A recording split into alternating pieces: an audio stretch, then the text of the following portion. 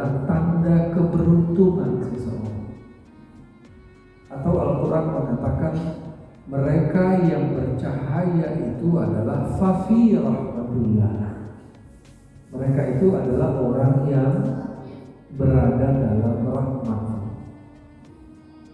Bismillahirrahmanirrahim. Yauma tabyaddu wujuh wa taswaddu wujuh. Pada hari di mana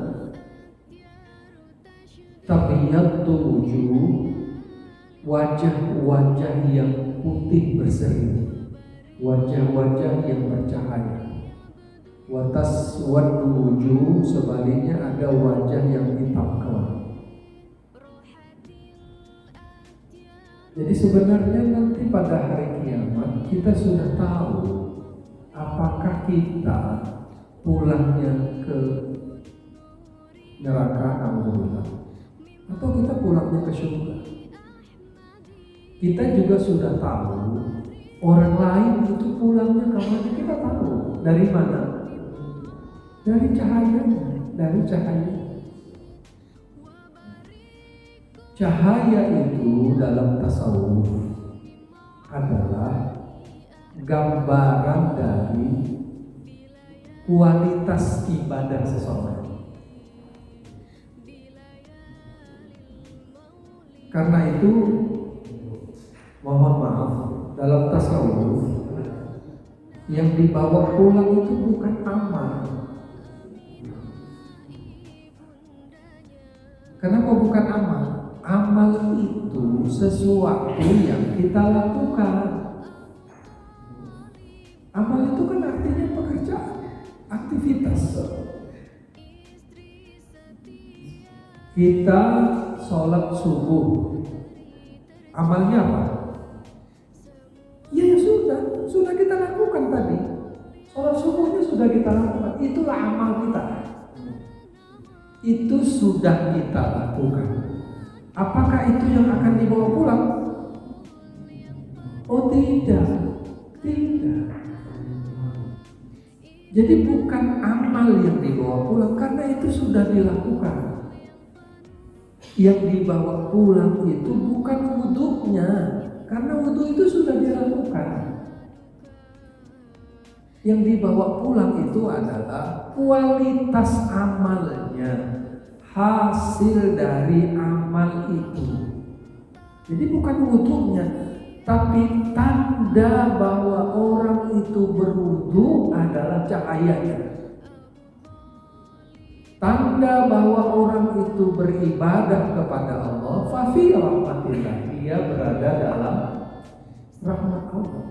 Dan itu tandanya adalah cahaya. Jadi sekali lagi, cahaya itu adalah tanda bahwa seseorang itu pulang kepada Allah dalam keadaan bahagia. Cahaya itu adalah tanda bahwa seseorang itu akan kembali ke surga. Dari mana cahaya itu? Ya dari ibadah. Dari ibadah yang kita lakukan. Jadi ada sesuatu yang membekas setelah seseorang melakukan ibadah. Dan itu adalah cahaya dalam dirinya.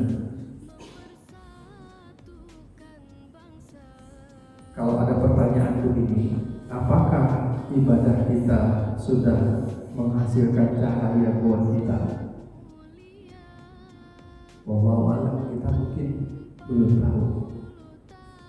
Tapi kita harus tahu. Minimal orang itu tahu ketika dia menjelang kematiannya. Pada saat menjelang kematian, setiap orang akan dibuka oleh Allah hijab bagi dia, sehingga dia tahu apapun dan siapapun. Khususnya dia tahu tentang dirinya sendiri, tentang masa lalunya, dan dia faham, dia mengerti, dia tahu kemana dia akan pulang. Sehingga ketika seseorang menjelang ajalnya, setelah dibuka hijab baginya, dia akan tersenyum karena dia tahu dia pulang ke tempat yang baik. Na'udzubillah, sebaliknya juga begitu. Dia akan sengsara, batinnya sengsara ketika dia tahu tempat kembalinya itu buruk. Kata Syekh Al-Akbar Ibn Al-Arabi dalam Futuhat Al-Makkiyah,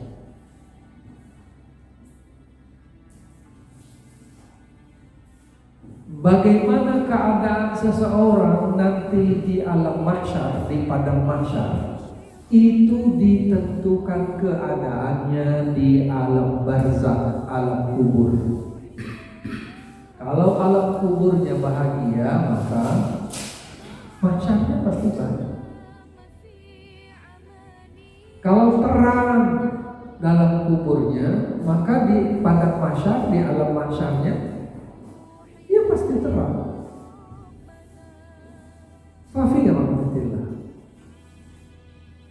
Dan kata beliau, bagaimana keadaan seseorang di alam kuburnya itu ditentukan bagaimana kematiannya. Kalau kematiannya husnul khotimah, maka percayalah dia dalam kubur. Kalau kematiannya na'udzubillah su'ul khotimah, maka gelaplah dia dalam kubur. Nah, pengantar ini, Bapak dan Ibu yang saya muliakan, kemudian menghasilkan sebuah pertanyaan. Kira-kira kita maunya bahagia di alam mahsyar, bahagia di alam barzakh, itu kan ditentukan waktu wafat. Kira-kira kita ini wafat dalam husnul atau su'ul? Kalau maunya kita wafat dalam maunya. Bisa dipastikan nggak bahwa kita pulang dalam keadaan husnul khotimah? Bisa. Tapi berharap bisa. Tahukah kita efek 1 bulan Ramadan itu dalam diri kita?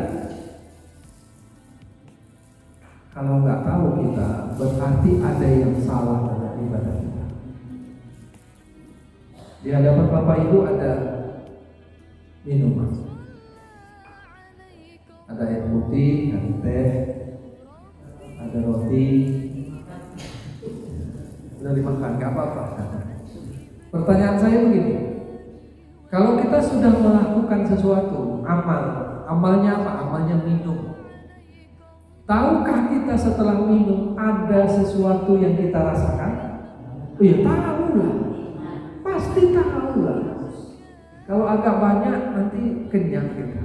Kalau sedikit sudah terasa ya, sudah terasa. Itulah bukti bahwa kita sudah beramal. Itulah buktinya. Jadi kalau ada orang ditanya, ada tidak efek Ramadan dalam diri? Kalau jawabannya apa ya? Kalau itu jawabannya apa ya?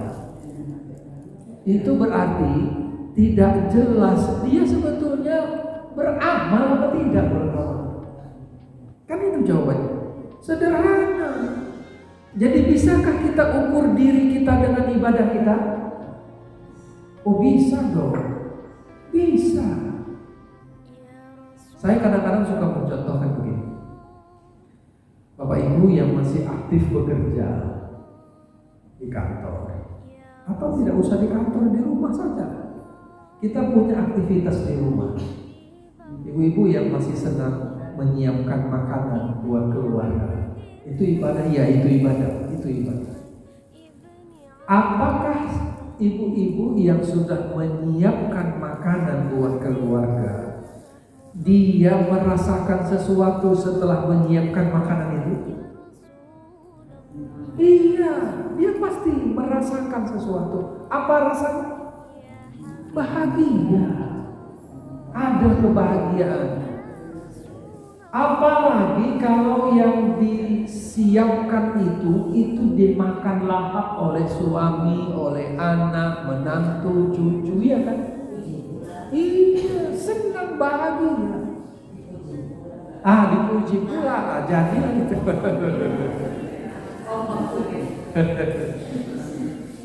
Itu artinya bahwa ibadah itu makbul, diterima. Jadi tahukah seseorang bahwa ibadahnya diterima, amalnya diterima?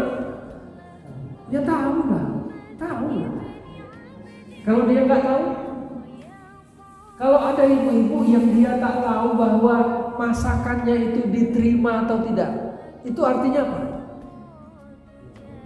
Dia nggak paham masak itu, nggak pandai masak dia, nggak pandai dia masak itu. Karena dia nggak tahu apakah diterima atau tidak. Kalau ada pertanyaan begini, subuh kita tadi diterima atau tidak?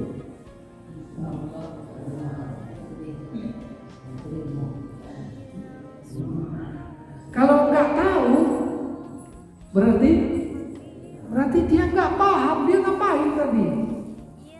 Karena kalau orang berilmu, dia pasti paham.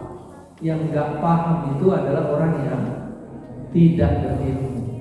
Begitu dia tahu ilmu masak, lalu dia masak, dia siapkan, dia hidangkan, dia akan tahu bahwa yang dia lakukan itu diterima atau tidak. Puasa sebulan Ramadan kita diterima atau tidak? Kita ambil tandanya saja. Karena setiap sesuatu itu ada tandanya. Kita akan ukur tanda itu pada diri kita. Kata Nabi Shallallahu Alaihi Wasallam, "Lis-shaimi farhatan." Bagi orang yang berpuasa itu ada dua kebahagiaan. Berarti siapapun yang berpuasa, dia akan mendapatkan dua kebahagiaan. Kalau kita balik, bisa nggak? Bisa. Kalau ada orang yang sudah puasa tapi dia tidak mendapatkan kebahagiaan, artinya apa? Kata Nabi, lis-shaimi farhatan. Bagi orang yang berpuasa ada dua kebahagiaan. Artinya begini, siapapun yang berpuasa pasti mendapatkan kebahagiaan. Kalau dia tak bahagia, berarti dia tak puasa. Kan sederhana. Nah, kita ukur, kita bahagia nggak? Apa konteks bahagianya? Konteks bahagianya, kata Nabi, yang pertama farhatun inda fitri.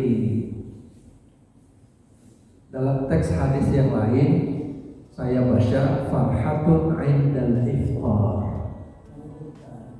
Tapi saya ambil teksnya yang pertama, farhatun inda fitri.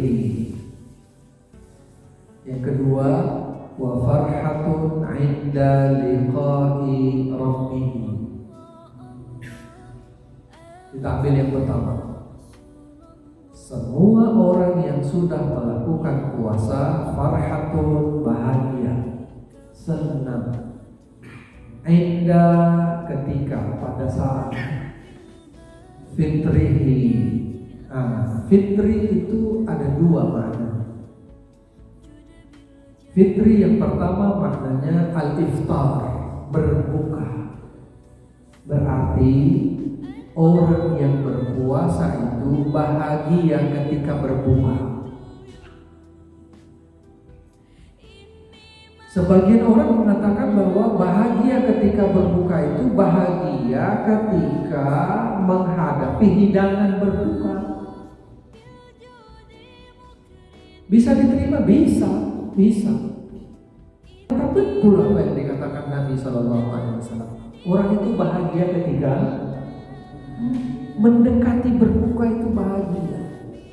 Begitu dia tidak bahagia, berarti ada sesuatu yang salah. Meskipun anaknya, istrinya tidak tahu.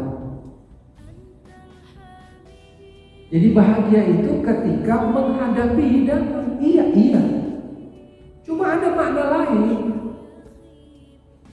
Ketika disebut bahagia ketika berbuka, itu artinya orang yang melakukan puasa itu bahagia karena dia sudah berhasil melakukan ibadah yang terbaik. Itu yang saya sebut tadi ketika ibu menghidangkan makanan.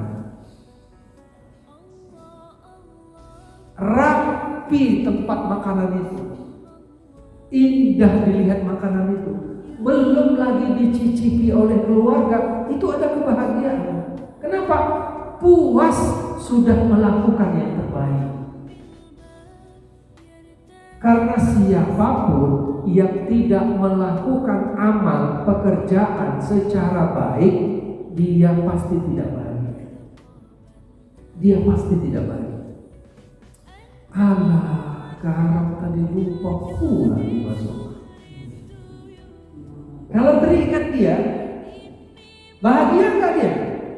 Wah, nggak bahagia dia. Apalagi kalau dicicipi orang, kok kurang garamnya? Iya, tadi habis. Itu menunjukkan dia tidak bahagia. Jadi Nabi seolah-olah ingin mengatakan, kalau kalian ingin bahagia, buat yang terbaik. Serius, sungguh-sungguh. Jadi siapapun yang tidak serius, siapapun yang tidak sungguh-sungguh, gak akan bahagia dengan hasil perbuatannya, dengan hasil pekerjaan. Nah, kita kadang-kadang amal kita itu, mohon maaf, bukan dilakukan dengan ilmu yang mumpuni sehingga hasilnya tidak sesuai dengan sunnah. Sunnah sujud itu adalah meluruskan tulang belakang. Yang pas buat saya itu sejadahnya 130. Saya udah ukur. Kebetulan saya melakukan terapi gerakan sholat diajarkan pada banyak orang itu sejak tahun 2010. Berarti sejak 11 tahun yang lalu. Sujud itu, maaf, punggung kita tidak boleh dekat ke tumit, tidak boleh dekat. Kalau orang sujud, punggungnya itu dekat ke tumit, itu berarti sujudnya tidak sempurna. Kan mudah untuk mengetahui. Dari fotonya kita tahu, ini nggak sempurna sujud. Tahu. Tapi banyak orang tahu? Belum tentu banyak orang tahu. Jadi dia melakukan sujud tidak dengan ilmu. Padahal siapapun yang beramal tidak dengan ilmu, ditolak.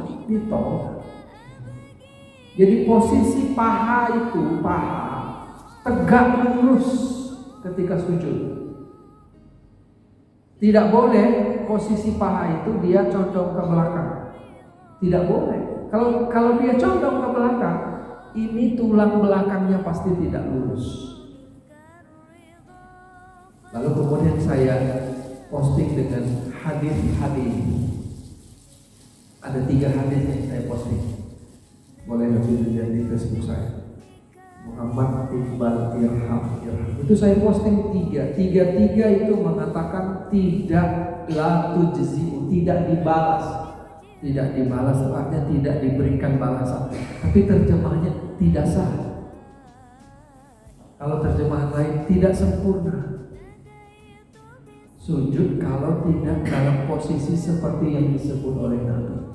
Ini artinya kalau sujud seperti itu, ini bukan sujud terbaik.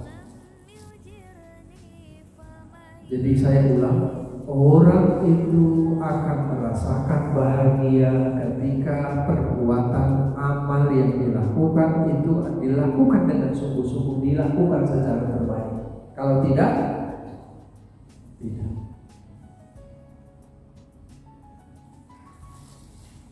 Apa makna fitri yang kedua? Makna fitri yang kedua adalah fitrah. Fitrah. Farhatun inda fitrihi itu maknanya yang lain adalah seseorang yang berpuasa itu dia bahagia ketika dia berada dalam fitrah. Fitrah itu apa? Fitrah itu kesucian.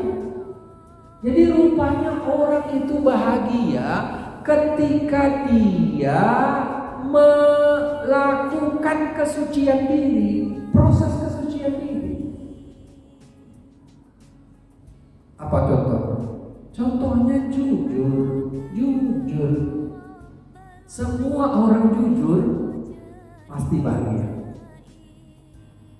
Kalau dibalik, semua orang yang tidak jujur pasti gelisah batin. Nah, saya tidak tahu ini. Saya menceritakan diri sendiri saja. Saya tidak tahu Bapak dan Ibu, terutama bapak-bapak ini. Dulu waktu saya mula-mula menikah, ada seseorang yang manggil saya, masih keluarga sebetulnya. Lalu dia tatar bimbing saya. Saya punya 8 adik. Lalu dia bilang begini, Bal, adikmu banyak, kau harus bantu adik-adikmu. Kau harus bantu orang tuamu. Kau harus bantu keluargamu. Tapi tidak semua bantuan yang kau berikan itu harus diketahui oleh istrimu. Lalu apa solusinya? Kau harus punya tabungan rekening khusus yang tidak diketahui oleh istrimu. Saya tidak tahu bapak-bapak yang di sini, saya tidak tahu. Saya hanya menceritakan diri saya. Kira-kira suami yang menyembunyikan sesuatu dari istrinya bahagia nggak? Wah, cepat kali ibu bilang nggak bahagia. Lah emang perempuan nggak pernah menyembunyikan sesuatu dari suaminya? Banyak yang bisa. Banyak yang disembunyikan. Kalau dia keluarkan semuanya, marah betul suaminya, ya kan? Saya lakukan itu, sengaja saya lakukan. Memang dari situlah uang yang saya titipkan. Selain bantuan resmi yang diketahui. Tapi lama-lama saya pikir, kenapa 2 orang yang diikat tali perkawinan, yang harusnya dibangun dengan kepercayaan, tidak boleh ada yang disembunyikan? Kok ini masih ada yang disembunyikan? Akhirnya lama-lama saya nggak benar. Rekening itu akhirnya saya tunjukkan sama istri. Saya nggak tahu ya, ibu-ibu, bapak-bapak yang di rumah juga punya rekening lain, saya nggak tahu. Tapi saya kemudian tunjukkan rekening itu, karena bagi saya ini nggak benar. Apapun nanti yang mau saya titipkan buat adik-adik saya, buat orang tua saya, buat keluarga saya, istri harus tahu. Begitu juga dia, kalau dia mau ngasih, saya juga tahu. Dan nggak ada alasan untuk tidak mengizinkan, kan? Nggak ada alasan untuk tidak mengizinkan. Justru disitulah kebaikan itu kita lakukan secara bersama. Saya ingin mengatakan begini, Bapak Ibu, ternyata kalau ada yang masih kita sembunyikan pada keluarga, pada orang terdekat, istri atau suami, itu artinya kita belum jujur. Kalau ada orang yang belum jujur, ternyata dia tidak akan bahagia. Nggak akan bahagia. Jadi siapapun yang berjalan di jalan fitrah, di jalan kebenaran, dia pasti bahagia. Kalau dia tidak bahagia berarti tidak benar dia, tidak lurus pekerjaannya itu. Itulah makanya dalam tasawuf semua orang yang beribadah itu pasti bahagia. Pasti.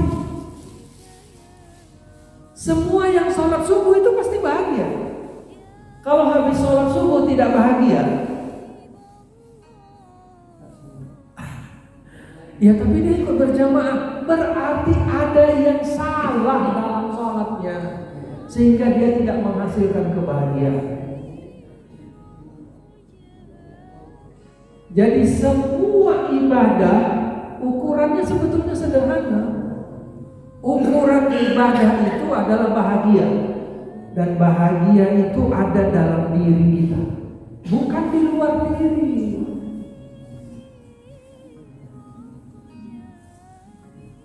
Saya ambil contoh begini, mohon maaf Bapak Ibu. Seringkali orang menggabungkan antara bahagia itu dengan kesenangan, dan kebahagiaan dengan kesenangan. Seolah-olah kesenangan itu kebahagiaan. Seolah-olah. Padahal coba buka dalam literatur psikologi, dibedakan antara kesenangan dengan kebahagiaan. Kesenangan itu terkait dengan benda dan kebendaan. Jadi kalau cucu kita lahir, itu bahagia apa senang? Itu senang, bukan bahagia. Karena itu terkait dengan fisik. Kalau kemarin kita Ramadan ganti gorden, kursi, lapis kursinya diganti atau beli kursi baru, itu senang apa bahagia? Itu senang, bukan bahagia. Tandanya yang lain apa? Tandanya yang lain, senang itu dia tidak akan bertahan lebih dari 3 bulan. Nanti akan jadi biasa saja. Rumah semewah apapun itu 3 bulan itu. Setelah 3 bulan, nanti orang yang di dalamnya akan bilang biasa.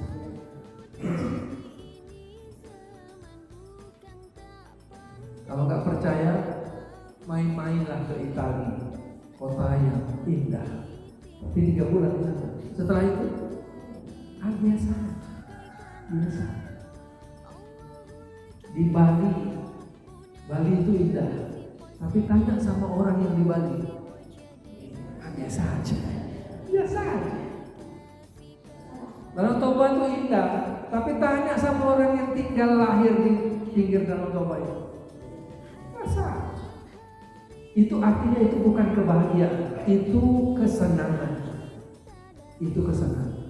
Kebahagiaan itu tidak diukur dari materi, tidak. Kebahagiaan itu muncul dari materi. Karena itu orang jujur, dia bahagia. Jujur itu bukan materi. Orang kalau dia berbuat kebaikan, dia pasti bahagia. Kalau dia sudah berbuat baik, tapi tidak bahagia,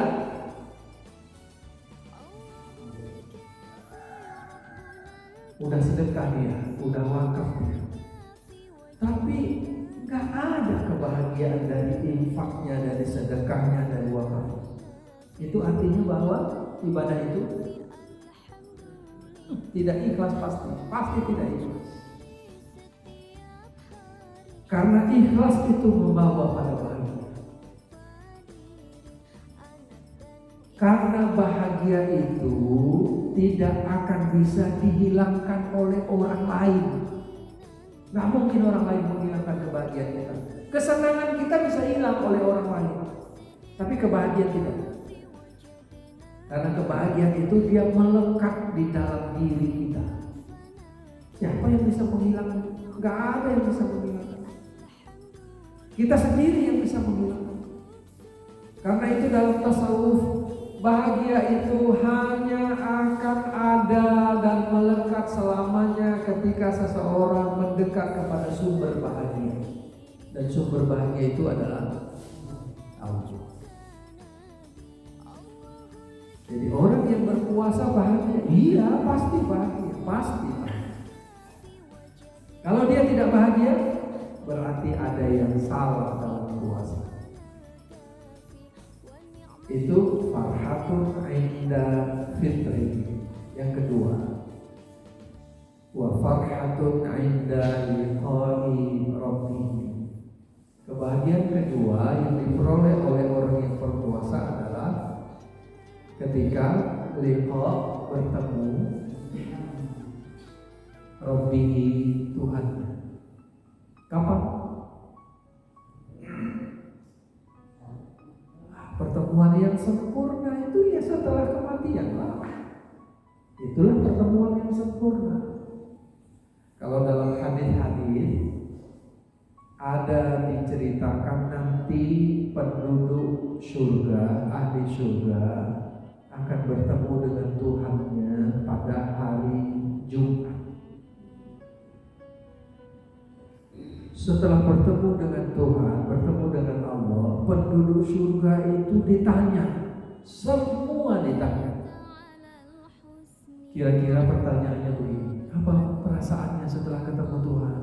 Nikmat tidak? Ternyata semua menjawab, luar biasa nikmatnya ketemu Tuhan.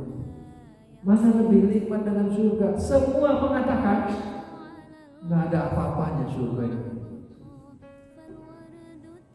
Hidup ini hanya ada dua, jarak pergi, jalan pergi, dan yang kedua jalan pulang.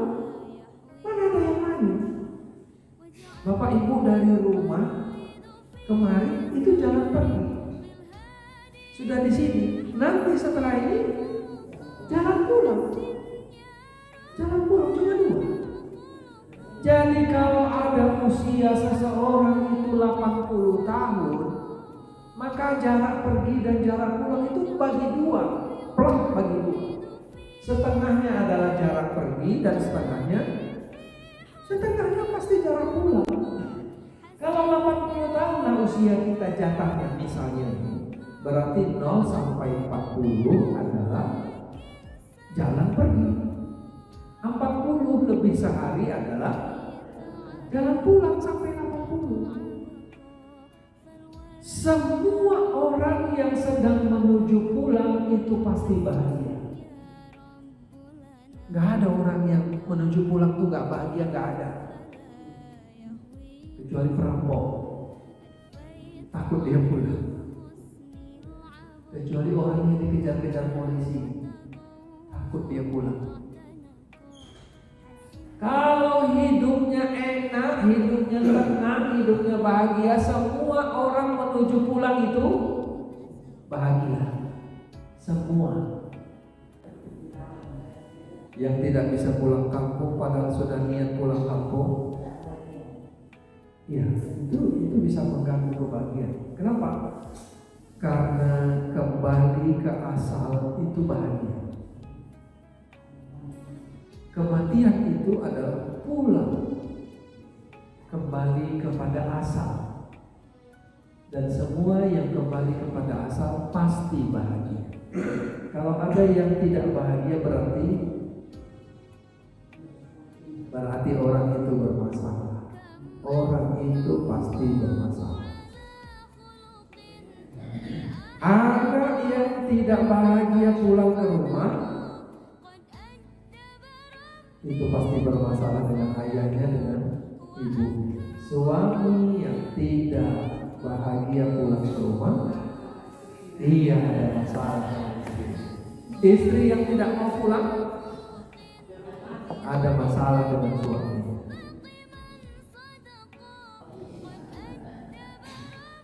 Dan masalah yang paling besar adalah masalah dengan Allah. Itu masalah yang paling besar. Tidak ada masalah yang lebih besar daripada itu. Saya hanya mengantarkan saja ini.